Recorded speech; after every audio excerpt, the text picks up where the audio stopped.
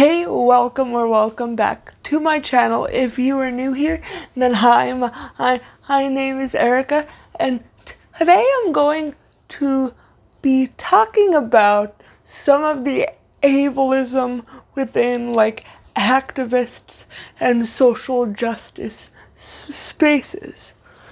So this recently came up because, and I know this is a contentious topic, but you probably know my opinion on it, but the Supreme Court recently overturned Roe v. Wade, as you may know, which now leaves it up to individual states to decide whether they want to keep abortion legal or not, which has a big effect on people with uteruses and people with vaginas and people that can get pregnant. So it's a big mess in this country right now. It's a big mess in the world, actually. But I'm not going to talk about that today. But we recently, somebody I went to school with when I was younger, who's very active in activist spaces, was writing, "If I see you at a Roe v. Wade protest, but I haven't seen you at any other protests, I'm going to call you in."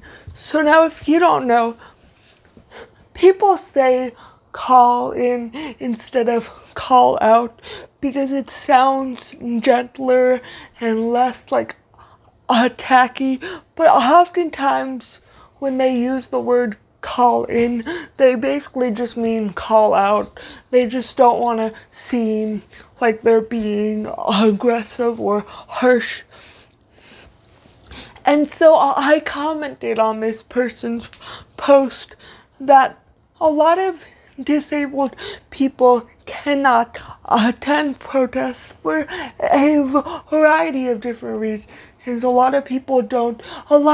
Number one, a lot of protests are inaccessible. Like, when protests are mapped out and stuff, often the organizers do not keep people with mobility issues in mind, so there may not be curb cutouts.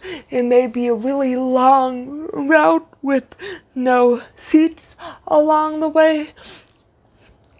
It may just not be accessible for people for whatever reason, and a lot of disabled people do not have transportation, especially if they cannot drive. We have to rely on either other people to drive us or transit, which we have to book in advance, and the window of time in which they can come is a really big window, and so sometimes you can be really late to events or really early or not show up at all. And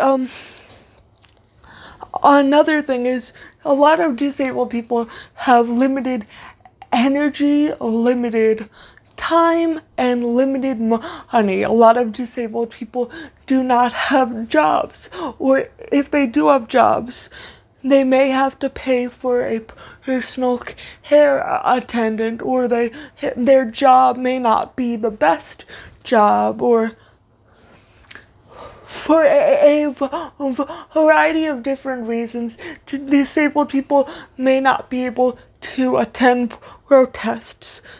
So if a disabled person does show up at a protest and you berate them or you call them in for not being at other protests, that may be the last protest they attend. I've never been to a big protest, but when I was in college, one of the employees at my school was hired for a really stupid reason. So a small group of students protested that, and I went to that protest. But I don't go to big protests because often I feel like they're not going to be accessible, and I feel like I could get injured, or I'm gonna be in the way or something. And that sucks that I have to feel that way. But then this person said there are other ways to be involved without going to protests. And I agree with that, but with a caveat. First of all, the goalpost was if I have not seen you at protest before and I see you at a protest, now I'm going to call you in. But now they're acknowledging that protests are not the only way to be involved in any type of issue. Like, you just said if you don't go to protests, I'm gonna say something to you. And I do agree that there are other ways to be involved.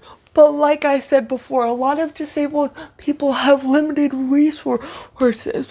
One of the options they gave was running a phone bank. That's not realistic for someone like me with a speech impairment, especially if I'm put on the spot. Like for YouTube, I'm just talking freely, but if I'm put on the spot with another person that I don't know, my stutter is going to be really bad, and then most likely the person is going to hang up on me or make a really rude comment. And a lot of disabled people don't have money to donate to organizations. But also, I'm making this video not to complain about being disabled and not being able to be involved in activism, because that's not the point I want to drive home here.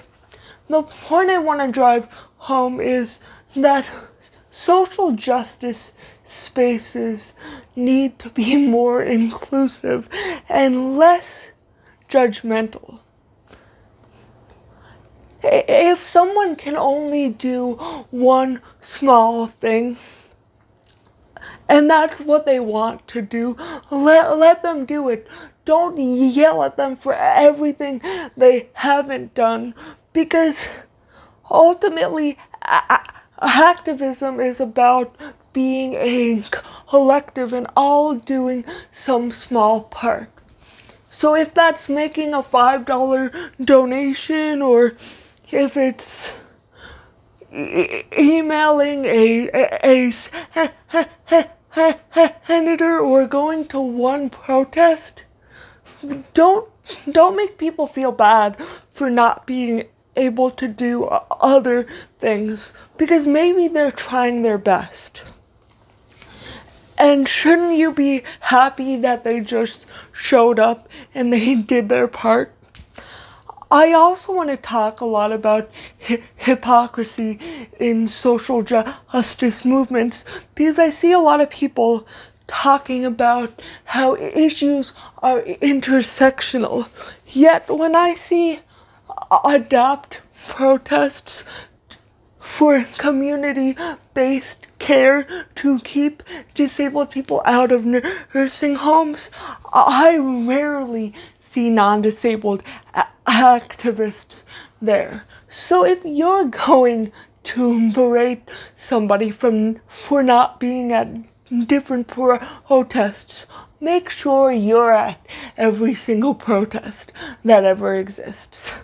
Which I know is extremely unrealistic. Which is my point, is if you're not able to do something, then why are you going to berate somebody else for also not being able to do that same thing? I really think social justice spaces need to do better about including disabled people and actually allowing disabled people to be leaders in different movements, especially if they're multi-marginalized disabled people who are affected by multiple issues. I just think the whole notion of slacktivism, or if your activism is only on social media, it's not good enough. I think that's a really harmful idea, and I think it's ableist, and I think it's bullshit. Because if for somebody posting on social media may be the only way that it can be involved right now. And don't we want more people to be speaking up about things and more people to be doing things? So why are we going to get mad at people when they do things? And that's pretty much all I really had to say during this video. It was kind of short, but it's just something that's been on my mind lately as a disabled person, especially as a disabled woman right now. Everything is a mess, and I just don't think we should be at each other's throats, especially during a time like this, because it's already hard for a lot of people. So yeah. Thank you so much for watching. If you learned something or if you found this interesting, please give it a big thumbs up. And if you have not already and you would like to see more of my content, please consider hitting that subscribe button. Thank you so much for watching, and I hope to see you again next time. Bye.